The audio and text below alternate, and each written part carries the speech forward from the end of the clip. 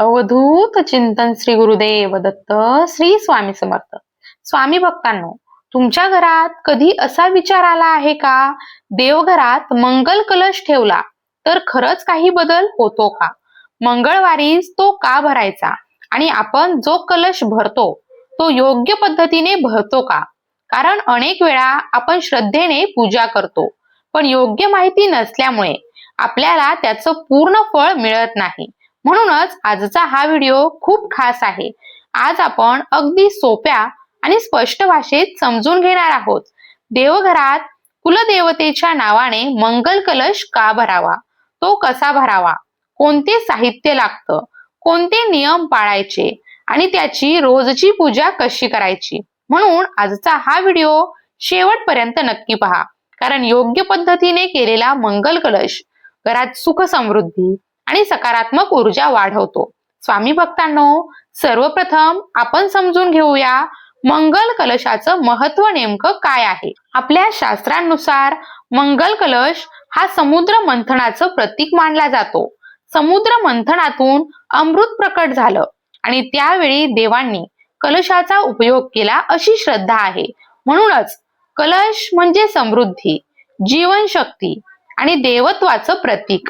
जेव्हा आपण देवघरात कुलदेवतेच्या नावाने मंगल कलश स्थापित करतो, तेव्हा असं मानलं जातं की घरातील नकारात्मक ऊर्जा कमी होते आणि सकारात्मक ऊर्जा वाढते.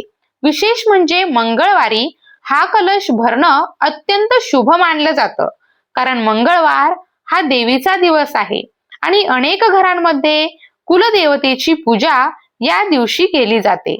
म्हणून जर मंगळवारी श्रद्धेने मंगल कलश भरला तर देवीची विशेष कृपा मिळते आणि त्या कृपेने आर्थिक अडचणी कमी होतात, आरोग्य सुधारतं, कुटुंबात शांतता वाढते आणि घरातील वातावरण प्रसन्न राहतं. आता पाहूया मंगल कलश भरण्यासाठी कोणतं साहित्य लागतं. स्वामी भक्तांनो, हे साहित्य आधीच तयार ठेवलं तर विधी करताना घाई होत नाही. तांब्याचा किंवा कास्याचा स्वच्छ कलश, स्वच्छ पाणी आणि शक्य असल्यास गंगाजल, तांब्याचं नाणं, सुपारी, लवंग, वेलची, हळद, चंदन, दूर्वा, अक्षता, साबूत तांदूळ, आंब्याची पाने, नारळ, पानाची पाने, तांबूल, रोली म्हणजे कुंकू, मौली म्हणजेच रक्षासूत्र. हे सर्व साहित्य आपल्या परंपरेत अत्यंत महत्वाचं मानलं जातं. मंगल कलश भरण्यापूर्वी देवघर स्वच्छ करा, धूळ काढा, पूजेची जागा नीट करा आणि शक्य असल्यास थोडंसं गंगाजल शिंपडा.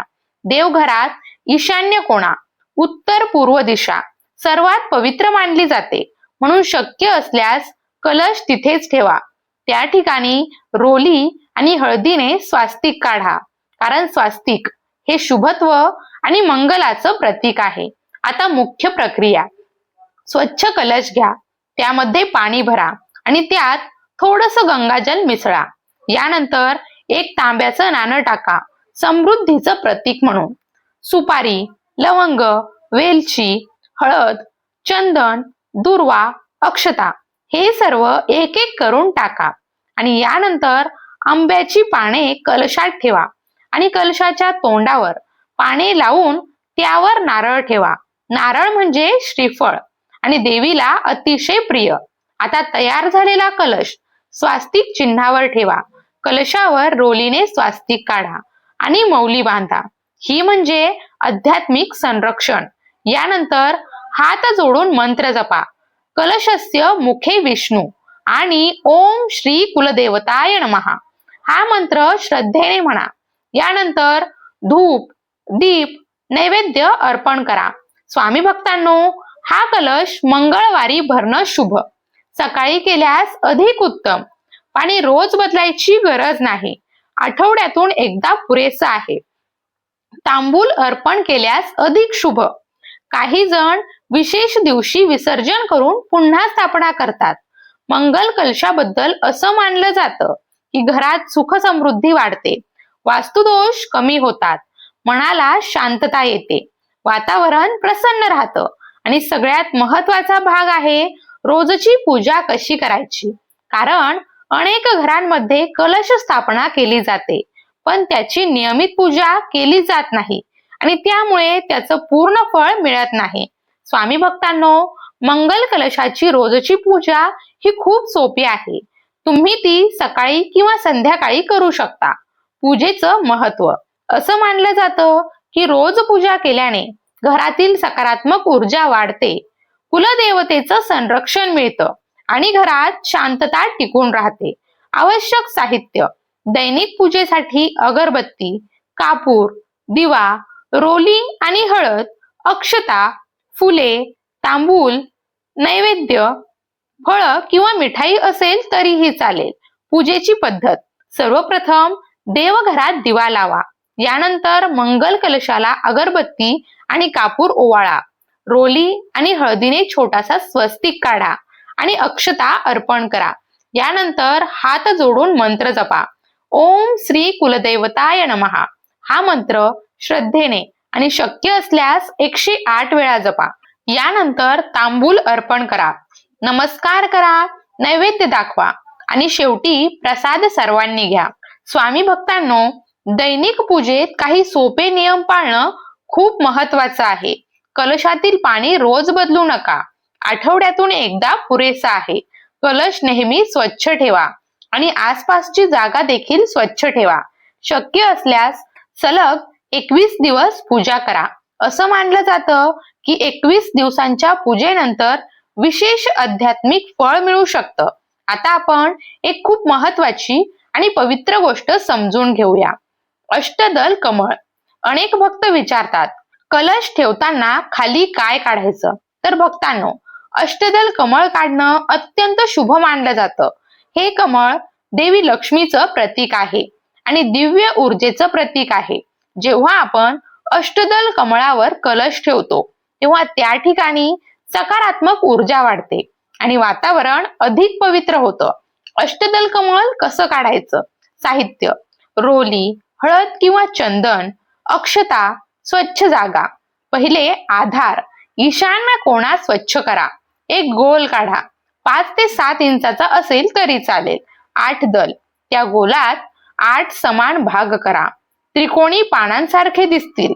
प्रत्येक दलाला हलका रंग भरा. मध्यभागी छोटस वर्तुळ काढा. त्यामध्ये अक्षता ठेवा आणि एक छोटासा स्वस्तिक काढा. त्यानंतर स्थापना: त्या कमळाच्या मध्यभागी मंगल कलश ठेवा. हीच पूर्ण स्थापना मानली जाते. कलशातील पाणी कधी बदलायचं? भक्तांनो, हा एक खूप कॉमन प्रश्न आहे. रोज पाणी बदलावं का? तर उत्तर आहे नाही. आठवड्यातून एकदा बदललं तरी पुरेसं आहे. विशेषतः मंगळवार किंवा शुक्रवार हा शुभ मानला जातो. अमावस्या आणि पौर्णिमा देखील योग्य दिवस आहे. पाणी बदलतानाचे नियम: जुने पाणी फेकू नका. ते तुळशीला किंवा झाडाला अर्पण करा. कलश स्वच्छ धुवून घ्या. पुन्हा स्वच्छ पाणी भरा आणि साहित्य पुन्हा टाका. नारळ खराब झाल्यास काय करावं? स्वामी भक्तांनो, जर नारळ खराब झाला किंवा त्याला कोंब फुटला तर तो कलश विसर्जित करा आणि नवीन कलश स्थापन करा. स्वामी भक्तांनो, आता काही चुका समजून घेऊया. लोखंडाचा कलश वापरणं टाळा. तांबे, कांस्य आणि माती वापरा. चुकीचे साहित्य टाकणे टाळा. चाव, मखाणा हे नको. अस्वच्छ पाणी वापरणं टाळा. चुकीची दिशा निवडू नका. ईशान्य कोना हा सर्वोत्तम आहे. नारळ किंवा पाणी विसरणे. पाणी रोज बदलणे गरज नाही. अशुद्ध अवस्थेत पूजा करणे. मित्रांनो, आपल्या परंपरेतील प्रत्येक विधी हा फक्त कृती नसतो, तो श्रद्धेचा आणि भावनेचा प्रवास असतो. जर तुम्ही मनापासून आणि शुद्ध भावनेने हा मंगल कलशाचा विधी केला तर घरात शांतता, समाधान आणि आनंद वाढतो, असं अनेक भक्त सांगतात. स्वामी भक्तांनो, जर तुम्ही अजूनही मंगल कलश स्थापन केला नसेल तर येत्या मंगळवारी नक्की करा. कुलदेवतेच्या नावाने कलश भरा. नियम पाळा. रोज पूजा करा आणि मग स्वतः अनुभव घ्या. घरात कसा बदल होतो? कमेंटमध्ये नक्की लिहा. श्री स्वामी समर्थ. जर हा व्हिडिओ तुम्हाला उपयोगी वाटला असेल तर लाईक करा, शेअर करा आणि चॅनलला सबस्क्राईब करा. भिवू नको, स्वामी सदैव पाठीशी आहेत.